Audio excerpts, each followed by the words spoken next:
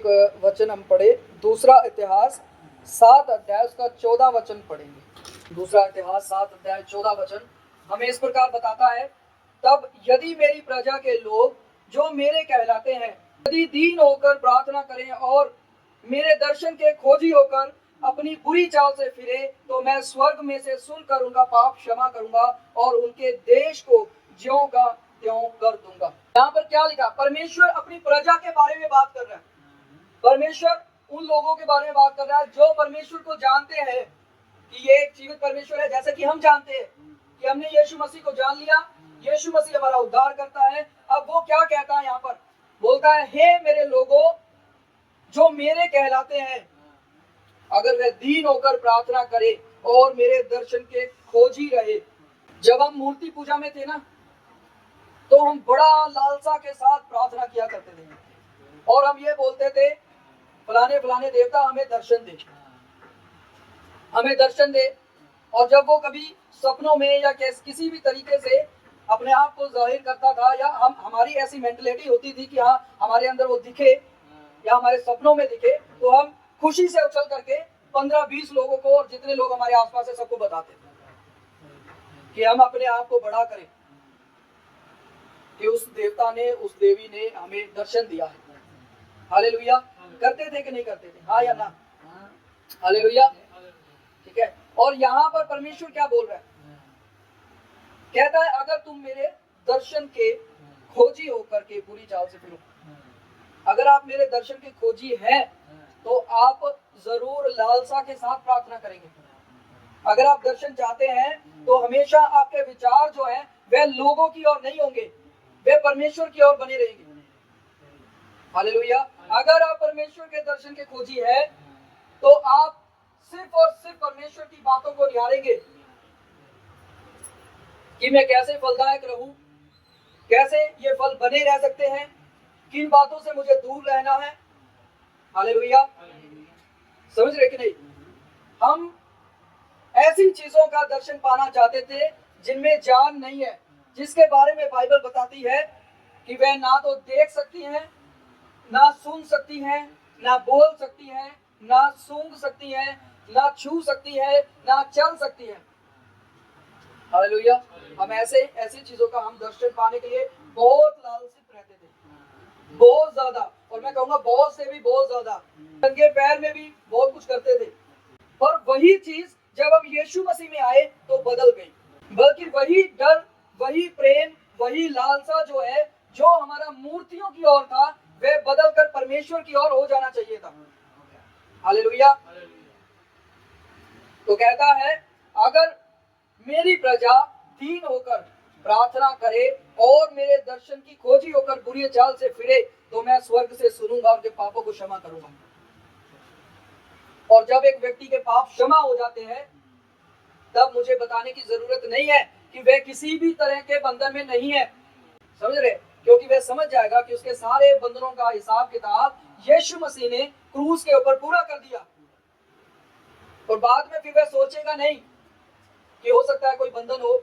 मैं ऐसी प्रार्थना करता हूँ, हे प्रभु मेरे बंधनों को तोड़ दे, हे प्रभु फलाने के बंधनों को तोड़ दे, हे प्रभु उसके घर के बंधनों को तोड़ दे। मैं आपको बताना चाहता हूँ, सारे बंधनों को यीशु ने क्रूस पर ले लिया है। आपको सिर्फ कुछ चीजें करने की जरूरत है। हालेलुया। और मैं बताता हूँ आपको कि आपको क्या करना है। पहली चीज, आपके अंदर जब आप परमेश्वर के सामने जाएं तो नम्रता होनी चाहिए। वैसे भी हम परमेश्वर के आगे नम्र हो जाते हैं क्योंकि वो सर्वशक्तिमान है, उसके हाथों में सब प्रकार की ताकत है। पर हमें ईमानदारी में होकर के जाना है। इसी से हमें पता लगेगा कि हम सच में नम्र है कि नहीं है, और अपने मन की गहराई से जाना है। अगर हम ऊपरी चीजों से परमेश्वर को दिखाएं कि हम परमेश्वर प्रार्थना करने वाले लोग हैं, हम उपवासी लोग हैं, हम तुझसे प्रेम करते हैं, तो परमेश्वर ऐसे लोगों को पता है क्या कहता है? कहता है, अपने कपड़ों को नहीं, अपने मन को फाड़ कर मेरे पास आ। हालेलुया। तो टूटे मन से की गई प्रार्थना जो है वह इंसान के अंदर के मैं को खत्म करती है। ये पौलुस ने एक बात कहा, कहता है जब वो मसीह में आ गया उसके बाद वो कहता है कि अब मुझ में मैं जिंदा नहीं बल्कि यीशु मसीह जिंदा है। हालेलुया। तो जब हम ऐसी प्रार्थनाएं करेंगे, जब हम घुटनों पे आके परमेश्वर के सामने बनेंगे ईमानदारी के साथ, और जब हम उसकी आवाज को सुनकर वैसा चलने लगेंगे, जिस व्यक्ति से शैतान को डर लगता है, अगर हम वैसा बनने लगेंगे तो एक व्यक्ति के अंदर जो है वह मैं खत्म होना शुरू होती है, और उतना ही ज्यादा, जितना ज्यादा मैं खत्म होती जाएगी, आपके अंदर आपका यीशु बढ़ता चला जाएगा। हालेलुया। आपके अंदर पवित्र आत्मा बढ़ता चला जाएगा। समझ रहे कि नहीं? शैतान जो है वह मैं को पैदा करता है। बोलिए, शैतान मैं पैदा करता है, अहंकार पैदा करता है। हालेलुया। क्योंकि उसके अंदर पहले से ही अहंकार है। हम जब शैतान के बारे में बाइबल से पढ़ते हैं, हमें पता लगता है कि शैतान के द्वारा ही घमंड पैदा हुआ, और वो घमंड का पैदा करने वाला है। हालेलुया। तो शैतान जो है वह घमंड को पैदा करने वाला है, मैं को पैदा करने वाला है, क्योंकि उसके अंदर मैं है। समझ रहे? वह झुकना नहीं जानता, इसलिए जिस व्यक्ति के अंदर मैं होगी वह भी झुकना नहीं जानता होगा। इसी तरीके से दूसरी ओर जब हम देखते हैं, पवित्र आत्मा है। पवित्र आत्मा के अंदर मैं नहीं है, उसके अंदर नम्रता है। हालेलुया। पवित्र आत्मा जो है वह हमें ईमानदार और धर्मी बनाता है। शैतान जो है वह एक व्यक्ति को घमंडी बनाता है, पापी बनाता है। दूसरी ओर पवित्र आत्मा एक व्यक्ति को पवित्र बनाता है, ईमानदार बनाता है, धर्मी बनाता है। जिसके अंदर पवित्र आत्मा है, जिसके साथ पवित्र आत्मा है, वह पवित्र आत्मा के फलों से लदा हुआ दिखाई देता है। जिसके अंदर मैं है, उसके अंदर बाइबल बताती है कि शारीरिक फल जो है वह दिखाई देते हैं, शैतानी फल जो है दिखाई देते हैं। हम कई बार देखते हैं ना, मैं आपको बताता हूँ कि ज्यादातर हम कैसे साफ तरीके से, हम ऊपरी रूप से कैसे देख सकते हैं कि किसी के जीवन में शैतान काम कर रहा है। आपने कभी देखे होंगे, लोग अलग अलग तरीके के टैटू जो है वे अपने शरीर पर बनवा लेते हैं, अपनी शक्ल को बिगाड़ लेते हैं। हालेलुया। अपने कानों में बहुत सारी चीजें पहन लेंगे, अपने होठों पे पहन लेंगे, समझ रहे? अपनी आंखों पे बाल अजीब होंगे, हो सकता है कोई अपने सर के ऊपर सींग बनवा ले। अपनी शक्ल को जो परमेश्वर ने बना करके एक इंसान को दिया है उसको बिगाड़ देंगे। परमेश्वर के द्वारा सृष्टि की गई चीज को बिगाड़ना, यह शैतान का काम है। समझ रहे? परमेश्वर कभी भी कोई बुरी चीज नहीं बनाता। परमेश्वर इस धरती पर अगर किसी इंसान को भेजता है, उसको बहुत सुंदर बना करके भेजता है। वो जैसा भी है, परमेश्वर ने उसको बहुत सुंदर बनाया है, और लोग जो है वे खुद अपने आप को बिगाड़ देते हैं। इससे हमें दिख जाता है कि उसके जीवन में क्या काम कर रहा है। हालेलुया। अगर कोई व्यक्ति अपने आप को बड़ा बनाए तो इससे पता लगता है कि उसके अंदर अभी मैं है। हालेलुया। और उसको अभी अपने अंदर मरना पड़ेगा। अगर एक व्यक्ति दाने की तरह, गेहूं के दाने की तरह ना मरे तो वह फल नहीं ला सकता, बाइबल ऐसा बताती है। और जब तक वह गेहूं के दाने की तरह मरेगा नहीं, तब तक शैतान उससे डरेगा नहीं। लास्ट वचन हम पढ़ेंगे, याकूब उसका 5 अध्याय और 16 वचन। लिखा है, इसलिए तुम आपस में एक दूसरे के सामने अपने अपने पापों को मान लो और एक दूसरे के लिए प्रार्थना करो, जिससे चंगे हो जाओ। धर्मी जन की प्रार्थना से, धर्मी जन की प्रार्थना के प्रभाव से बहुत कुछ हो सकता है। बोलिए, धर्मी जन की प्रार्थना से बहुत कुछ हो सकता है। हालेलुया। अब धर्मी जन की प्रार्थना से बहुत कुछ कैसे हो सकता है, वह चीज हमें इस वचन में पता लगती है। वे व्यक्ति जो आपस में एक दूसरे के सामने अपने पापों को मान लेते हैं और एक दूसरे के लिए प्रार्थना करते हैं, और फिर वे ठीक हो जाते हैं, चंगे हो जाते हैं। हम लोगों के सामने अगर अपने आप को नम्र नहीं करते हैं और हम परमेश्वर के आगे अपने आप को नम्र करते हैं, तो मैं कहूंगा कि हमसे बड़ा एक्टिंग करने वाला एक्टर इस दुनिया में नहीं है। मैं कहूंगा आज के समय के जो मसीही लोग हैं, उनसे बड़ा एक्टर सलमान खान और शाहरुख खान भी नहीं है। समझ रहे कि नहीं? वो अपना काम कर रहे हैं, उनका वह काम है, परंतु वे अपने आप को वैसा ही दिखा रहे हैं कि हम एक्टर हैं। पर मसीही लोग दोहरी जिंदगी जीते हैं, लोगों के सामने कुछ और, परमेश्वर के सामने कुछ और। हालेलुया। सिर्फ प्रभु के सामने झुकना काफी नहीं है। हालेलुया। जहां पर आपको बेइज्जती महसूस होती है ना, आप बार बार वहां पर जाइए। पता है क्यों? क्योंकि अगर आप वहां से हट जाएंगे तो आप कभी भी अपने अंदर की मैं को मार नहीं पाएंगे। हालेलुया। जिस चीज में आपको घिन आती है ना, कि इस काम से मेरे को घिन आती है, आप वही काम पहले कीजिए। क्योंकि अगर आप वहां से भागेंगे तो आप अपने अंदर के बड़ेपन को खत्म नहीं कर पाएंगे। आप परमेश्वर के लिए एक वैसा बर्तन नहीं बन पाएंगे जैसा परमेश्वर चाहता है। और शैतान कभी फिर आपसे डरेगा नहीं, वह भागेगा नहीं, आप कितना भी जोर लगा ले। हालेलुया। तो अगर प्रभु कहता है क्षमा करो, तो हमें क्या करना पड़ेगा? क्षमा करना पड़ेगा। बाइबल के अनुसार हमें चलना है। अगर प्रभु कहता है क्षमा करो, तो चाहे हमें अंदर, हमारे अंदर हमको झुकना पड़े, मारना पड़े, अपने आप को कूटना पड़े, वश में लाना पड़े और दूसरे को क्षमा करना पड़े, तो हमें ऐसा करना पड़ेगा। तभी हमारा स्वभाव चेंज होगा। हालेलुया। अगर प्रभु कहे ईमानदार बनो, तो हमें ईमानदार बनना पड़ेगा। सबसे पहले लोगों के आगे, फिर परमेश्वर के आगे। पता है क्यों? एक व्यक्ति था, वह परमेश्वर के आगे गया अपनी भेंट लेकर के, और जैसे ही भेंट चढ़ाने के लिए जाता है, परमेश्वर उसको कहता है कि जा पहले अपने भाई से सुलह करके आ, भेंट को पहले यहीं पे छोड़ के जा, पहले सुलह करके आ, फिर वापस आना और इस भेंट को चढ़ाना।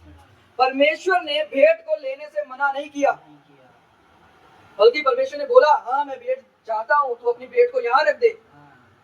हालेलुया। और तू जा पहले अपने भाई से सुलह करके आ और फिर आकर अपनी भेंट को चढ़ा। अगर हम लोगों के सामने पहले ईमानदार नहीं है, तो अगर हम परमेश्वर के सामने अपने आप को ईमानदार दिखाए, तो ये हमारा कपटीपन है। हालेलुया। अगर बोला जाए आपको झूठ बोलना बंद करना है, बाइबल हमें ऐसा बताती है, 10 आज्ञाओं में ये लिखा है, तो हमें झूठ बोलना बंद करना पड़ेगा। जो सच्चाई है वो हमें लोगों के सामने रखना है, परमेश्वर के सामने रखना है। हालेलुया। हर चीज में सफाई देना बंद करना पड़ेगा। इसका सीधा सा अर्थ है हमें ईमानदार बनना है। हालेलुया। समझ रहे?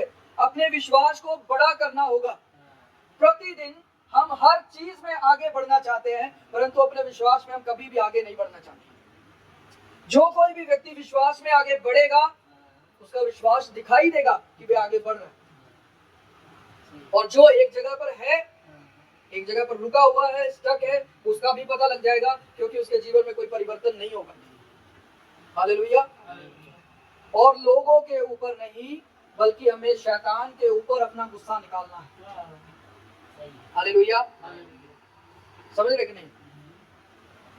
हर एक व्यक्ति को स्वाभाविक तरीके से गुस्सा आता है। समझ रहे? सबसे पहला मैं हूं जिसको गुस्सा आता है, पर मैं आपके सामने ये मानता हूं कि हमें जो है वह अपना गुस्सा जो है वह लोगों पर नहीं, बल्कि शैतान के ऊपर निकालना है। आपके अंदर कितना गुस्सा है? अगर आपके पास लाठी हो तो आप लाठी उठा करके किसी के सर को फोड़ देंगे, वैसा ही गुस्सा आपको शैतान के ऊपर उतारना है। हालेलुया। समझ पा रहे? अगर आपको किसी को मारने का मन करे, तुरंत प्रार्थना में बैठ जाओ या अपने अंदर प्रार्थना करना शुरू करो और शैतान को मारना शुरू करो। हालेलुया। शैतान तो ये चाहता है कि किसी में भी एकता बनी ना रहे। उसने परमेश्वर, आदम और हवा के बीच में टूट फूट करवाई। उसने हाबिल और कैन के बीच में टूट फूट करवाई। हालेलुया। और बाइबल में ऐसे ढेरों एग्जाम्पल्स आपको मिल जाएंगी, जहां पर वो हमेशा कलीसिया को तुड़वाने के लिए लगा रहता है, जहां पर हमेशा परिवार को तुड़वाने के लिए लगा रहता है, जहां पर हमेशा ऐसे लोगों को तुड़वाता है जहां पर मेल मिलाप होता है। उसका तो ये काम है कि वह लोगों के अंदर से एकता खत्म करे, क्योंकि एकता में की गई प्रार्थना जो है वह चमत्कार लाती है, वही बदलाव लाती है और वही रिवाइवल लाती है। हालेलुया। जब पतरस जेल के अंदर बंद था, तो बाइबल बताती है पूरी कलीसिया मिलकर बाहर प्रार्थना कर रही थी। अगर हर एक व्यक्ति उस कलीसिया का ये कहता, कोई बात नहीं, पतरस खुद के लिए खुद प्रार्थना कर लेगा, और कलीसिया के लोग बोलते कि कोई सो रहा है, कोई खा रहा है, कोई क्या कर रहा है, कोई क्या कर रहा है, बोलेंगे कोई नहीं, तुम 5 लोग प्रार्थना करो, तुम्हारी प्रार्थना बंद हो जाएगी, फिर ये 5 लोग बैठ जाएंगे, फिर इनकी बंद हो जाएगी, फिर ये 5 लोग बैठ जाएंगे। ऐसा नहीं था। लिखा है पूरी कलीसिया मिलकर प्रार्थना कर रही थी और जेल को हिला डाला। स्वर्गदूत आता है और बोलता है उठ चल। हालेलुया। समझ पा रहे कि नहीं समझ पा रहे? तो एकता में की गई प्रार्थना में बल है, ताकत है, सामर्थ है, शक्ति है, चमत्कार है, अद्भुत काम है। आपका परिवार का हालत नहीं बदल रहा है, एकता में होकर के प्रार्थना करें। हालेलुया। हम ऐसा भी जानते हैं, ऐसी दुष्ट आत्माएं होती हैं जो मुंह को पकड़ लेती है, जो गूंगा बहरा एक व्यक्ति को बना देती है। उसको कितना भी वचन बताओ, कितना भी बताओ, उसके कान में से इधर से वचन जाएगा और इधर से निकलेगा और उसके मन की भूमि पर नहीं जाएगा। ऐसी दुष्ट आत्माएं जो मुंह को पकड़ लेती है, किसी को गूंगा बना देती है, वो कितना ही जोर लगा ले, उसका मुंह प्रार्थना के लिए नहीं खुलेगा। ये बंधन है, इन बंधनों से मसीह लोगों को बाहर आने की जरूरत है। हालेलुया। और अगर आप बाहर नहीं आएंगे तो आप मुंह बंद करके शैतान को डांट नहीं सकते, उसके ऊपर गुस्सा नहीं निकाल सकते। आपके घर के आगे अगर कुत्ता बैठा है ना, तो आप उसको बिना मुंह खोले डांट नहीं सकते। हालेलुया। कुत्ता इस भाषा को समझता है, आपको पता है। आप उसके सामने प्यार से जाएंगे ना, तो वह पूंछ हिलाता हुआ आपके पास आएगा। आप मुंह बंद करके उसके सामने जाइए, वो वहीं पे रहेगा, या तो पूंछ लाएगा या आपको प्यार दिखाएगा। और जैसे ही आप गुस्सा करना शुरू करेंगे तो क्या होगा? कुत्ता वहां से भाग जाएगा। समझ रहे कि नहीं? तो इसी प्रकार शैतान है, इसी प्रकार दुष्ट आत्माएं हैं। अगर आप मुंह बंद रखेंगे, अपने जीवन को वैसा ही रखेंगे, तो क्या होगा? पूंछ हिलाता हुआ आपके पास आएगा, बैठेगा, बातें करेगा, आपके विचारों को उल्ट पुल्ट करेगा, आपके मन को घुमाएगा, आपके जीवन में आपको प्यार दिखाएगा। समझ रहे? और वहीं पर अगर आप गुस्सा करके उसको डांटेंगे तो क्या होगा? उसको दिखाएंगे कि हाँ हम कौन है, तो वो भाग जाएगा। इसीलिए लिखा है कि परमेश्वर के अधीन हो जाओ और शैतान का सामना करो, तो वह तुम्हारे सामने से भाग जाएगा। हालेलुया। मैं समझता हूँ कि आपने इन वचनों से सीखा है, समझा है। परमेश्वर ने आपसे कुछ ना कुछ बात जरूर किया है। और शैतान जो है, याद रखे, उन्हीं लोगों से डरता है जो अपने आप को प्रार्थना में लगाए रखते हैं, क्योंकि यीशु मसीह ने कहा जागते रहो, प्रार्थना करते रहो, ताकि तुम परीक्षा में ना पड़ो। हालेलुया। अपने आप को नम्र बनाए, ईमानदार बनाए, अपने अंदर एक टूटा मन रखे और शैतान के राज्य को हिला डाले। हालेलुया। आइए हम मिलकर प्रार्थना